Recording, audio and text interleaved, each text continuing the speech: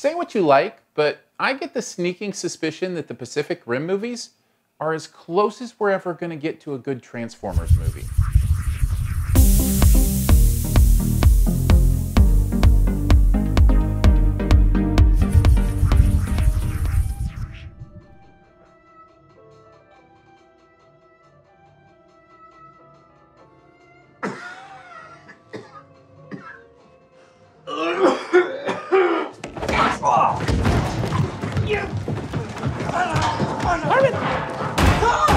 Little help! Next time, why'd you learn how to use a gun? Vile individual! Thank you, Newton. I'd hug you if I didn't have a rule about public displays of affection. It's fine. Oh, Okay, all right. If you're done groping me, let's take care of the drones, right? Pacific Rim Uprising is the long-awaited sequel, at least by me, to the original Pacific Rim, about a bunch of giant mechs fighting a bunch of giant monsters. What more could you want, really? Although this time, the breach has been sealed for several years, so we're following the son of the Idris Elba character from the first movie, played by John Boyega. Now, not everyone was clamoring for this sequel, like me, but is there something here for everyone to love? Well, let's take a look with 5 things you might want to know about Pacific Rim Uprising. You know, honestly, I think you're going to feel about the same way you came out of the first one feeling. It is the same kind of movie. Lots of the same ridiculous, over-the-top action with the big monsters and the big mech. Big isn't a big enough word. Gigantic mechs and gigantic monsters fighting. It's ridiculous. It's silly. It's nonsense at times. A lot of the over-the-top characterizations of these human characters that are going along. I was trying to challenge myself not to give the exact same review I gave of Pacific Rim. That's how similar it is. I feel like if you came out of the original Pacific Rim thinking it was ridiculous, silly, and you didn't want to see any more of that, I think you're going to think the same thing about this. However, if you loved it, I think you might love this too. Which is where I came down. I loved the first Pacific Rim, and I loved this one. I had a great time. Let's start with the negative, and this is a difference, I think, between the two.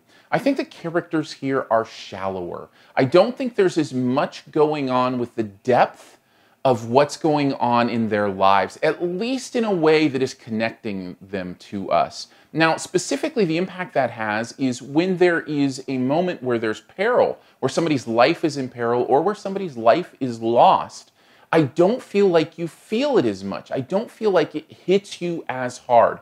The movie could have done a much better job, I think, at tying us into all of these characters. Even as much of the screen time as it's given, I don't necessarily know that you need to give it more screen time. Just give us the ability to understand not just the primary characters, but the secondary characters as well.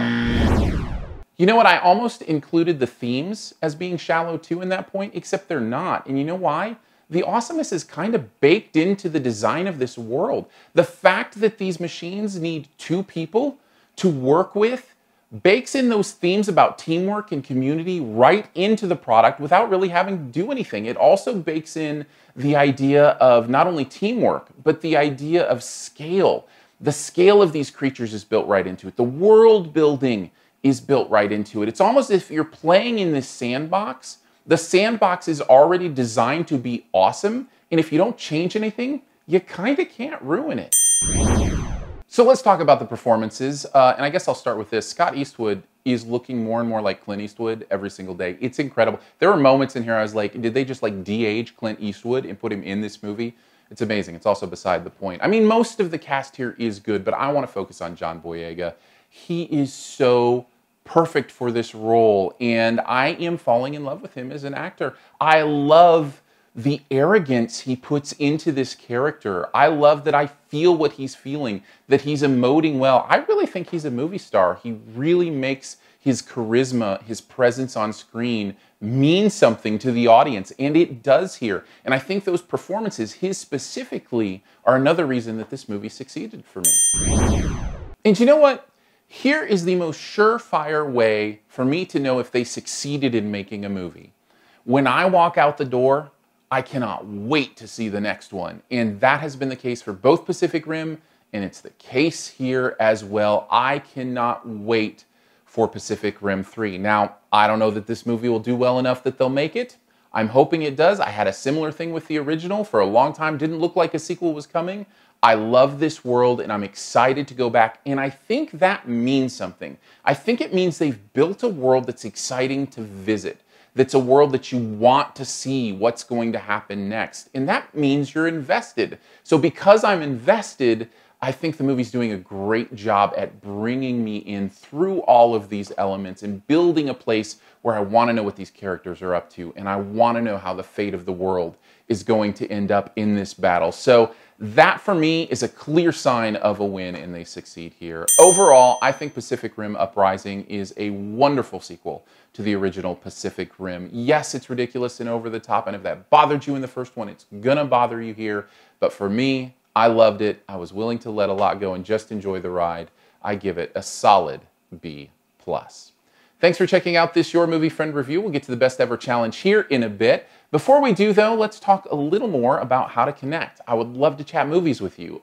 Let's do it on Twitter. Hit me up at Aaron Dicer, AARONDICER. It's probably the easiest way to do it. You can leave comments here. Subscribe to the YouTube channel. I'd appreciate that as well. I love the community that is building here. A fairly troll-free zone for the most part here on the YouTube channel, which I really appreciate. Although we treat trolls with respect, but also we encourage them to do better. That's what we do at Your Movie Friend.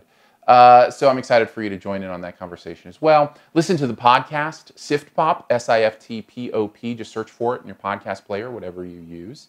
And you can do that. And thank you for your support financially. There are many people who give $3 every month to make this YouTube video channel stay alive. I couldn't do it without you. Thank you for literally funding my dream. It means the world to me. Go to Patreon, I should say, patreon.com/yourmoviefriend. If you want to get on board, you can look at the perks there, kind of some of the fun stuff that we're doing there. That's patreon.com/yourmoviefriend.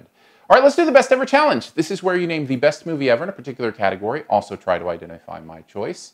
What is the best ever mech movie? A movie that features mechs. Now, that's different than robots, right? A mech is a robot controlled from the inside, or even an exoskeleton controlled from the inside. So there are plenty of these throughout cinema. Some you may not have thought of.